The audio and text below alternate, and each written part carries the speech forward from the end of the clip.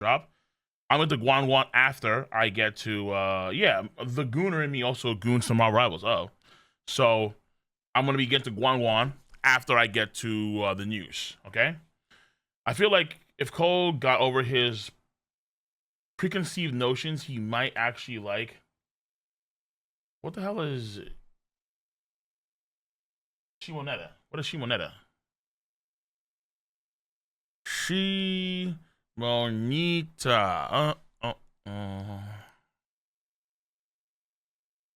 Oh. Back in the day, this show to me looked kind of boring. So I was whatever. But I have evolved. Would I watch this? I'm not too sure. So we'll see. All right.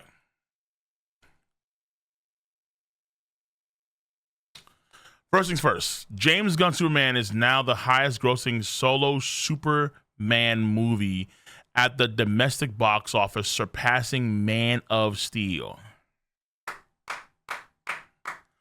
Look, here's the thing. I feel like, because a lot of folks are divided about this, obviously, and obviously Henry Cavill is just like a goated actor. But Man of Steel is a pretty good movie, without a doubt.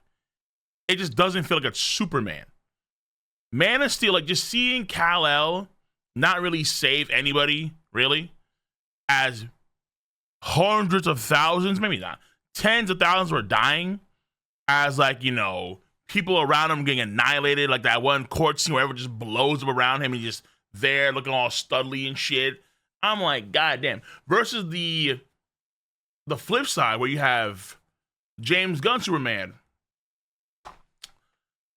He's even saving like a squirrel.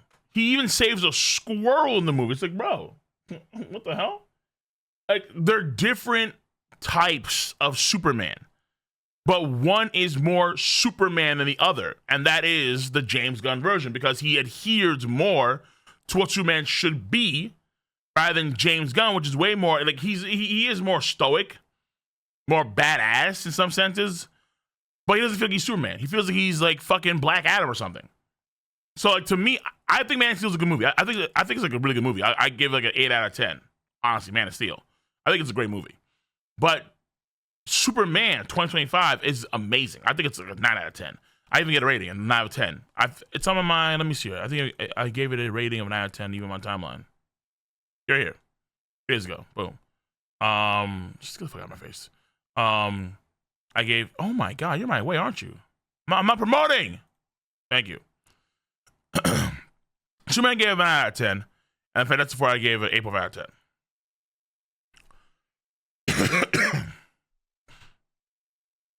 Actually, hold on, let me see. Man of Steel 2013 sold 35.8 million domestic tickets, averaging $8.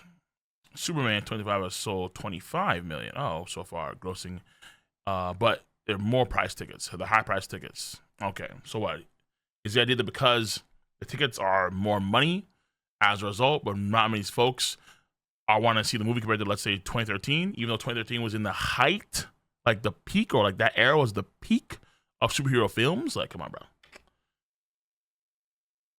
I get it. People don't want to like this guy because he's against the grain. Like this guy right here, this Superman right here, he's not an ore farmer. This Superman right here, Henry Cavill Superman, ore farmer. Massive ore farmer, okay?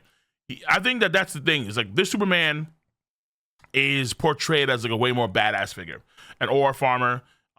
He's someone that is beyond the pit. He will let people die in waves if he looks cool. And not necessarily let per se, but it's more like he's focused on his thing with Zod, and that matters the most. Whereas this thing right here, he even had the Justice Gang come in there and save that one other country that was about to get invaded. You have him again saving a squirrel, helping a girl out who's gonna get annihilated by these pipes, things of that sort. Like this to me, it just felt so much better watching this Superman. Whereas this Superman right here is way more of an intense Superman. The whole thing's way more intense. But again, still very good. Very, very good. Again, 8.5 out of 10. But this right here was a 9 out of 10 in my book. This I thought was the best Superman. Honestly. That's what I'd say. Yeah, inflation is a thing for sure, for sure. But they're gonna use that as a means of like, I think this person's using the idea of, well, because they sold 10 million more tickets than James Gunn Superman, that one's about Superman because it sold more tickets in terms of numbers. But I would just say inflation excluded. Again, in terms of quality, right? In terms of quality, I feel like this movie did deserve to be one of the best-selling movies for superhero film, and it is. So, which is good. Which is good. Mr. is getting a show because he popped off in the movie, and that was cool seeing him do it. Because honestly, Mr. Terrific is someone that I'm not really too keen on, and I know that the guy that plays him, I think it was it X-Men First Class? Like, he was one of the most powerful mutants in history, and he gets annihilated in that movie, damn near relatively quickly because of the villain. And it's like, hold on, how is a mutant that's like one of the most powerful mutants in the entire history of mutant kind? How is he getting defeated so quickly in such a manner? So I know I remember reading something about that too. The actor that played Mr. Terrific, he was pissed off by that kind of shit. Either way, listen, I think this is good because I think DC have a good formula. You don't have to go like, think about it. DC have always really been boxed in by Batman. Batman has boxed them in so much. It's kind of annoying in a sense. Batman sells. Batman is gritty. Batman is raw. Batman appeals to a lot of those elements that people really want to see. And Batman has not only the DCU stuff, but also you have Batman, which wasn't that great, obviously, with the Justice League and so on. But then you have Batman with his own trilogy. Then you have Batman, the Batman. It's like, oh shit, Batman's everywhere, bro. Batman has such a monopoly, even though Superman is the poster boy, not Batman. It's Superman. So, but then again, Iron Man is, I mean, I don't know if he was actually the poster boy of Marvel back in the day. I don't think so. But either way, the idea is that, you know, I like seeing the change up for sure. And this Superman is good. He's worthwhile to see without a doubt, especially if you care about the identity of Superman. If you want Superman to be more like Batman, or more like hardcore, like if you want Superman like that's the kind of like Black Adam, boom. If you want Superman, this I think is way more like Superman. At least based on things I've watched when I was a kid. Yeah, this guy, he's way more unlocked some of that Superman for sure, without a damn doubt. Batman is raw aura, genius, billionaire, so on and so forth. Superman is an alien that has literally all the powers given by God that's trying to do good. In earnest. And you see it, like, actions do speak louder than words at times. And his actions were so, like, a lot of times they were really, really moving. Whether it be, now, to be fair, the dog scene, like, where's my dog? In hindsight, it wasn't just because of the dog. It was like, okay, time out. Okay. Like, Crypto is, it's a special case for Crypto. But outside of Crypto, you can see how he moves, how his actions are made to protect, even at his own detriment, to protect people. And I thought it was inspiring in many respects. I really did. Spider-Man is Marvel. Yes, he is. But Marvel isn't capped by Spider-Man. You see what I'm saying? Spider-Man is Marvel, which is true. He is the most popular Marvel hero, without a doubt. But you can still have a lot of strength in the standalone concept. Like, Iron Man was the one that actually got Spider-Man, like the whole MCU really going. It was Iron Man that got that really going. Thor can stand alone strong. Obviously, Strange can too. Like, so many heroes can stand alone strong, and they can be their own thing, relatively speaking. Like, they don't necessarily need to really be Hulk. Jesus.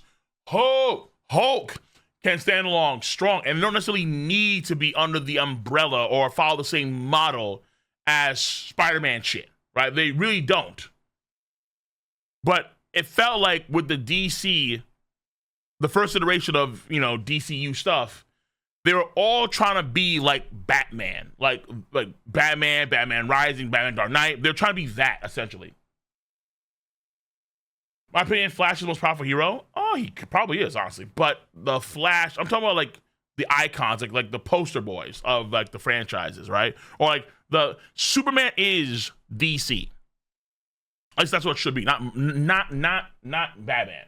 It should be Superman, right? Like seeing the Superman right here gives me a lot of hope to see a good Flash in the future. Not Ezra Miller fucking complete dog shit. No. But with seeing James Gunn with Superman, I think we do have a lot more hope now to get a good Flash. A really an accurate Flash, whether it be Barry Allen or Wally West, an accurate Flash, and a Flash that's going to be good in terms of how they're depicted on screen. Spider-Man has been carrying the Marvel for decades. The MCU Iron Man at first time. Well, yeah, of course. But what I'm saying is that the MCU stuff is, you can argue, when you have, that's when superhero films come into the limelight, like in earnest. Like the Spider-Man movies were always there. You had Punisher movies back in the day, right? Same for Hulk. Hulk had movies too. Spider-Man movies were of course the most popular of those bunch, for sure.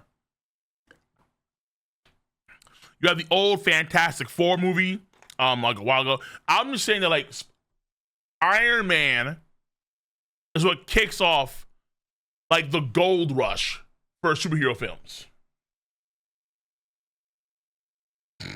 I found the key. Yeah, right.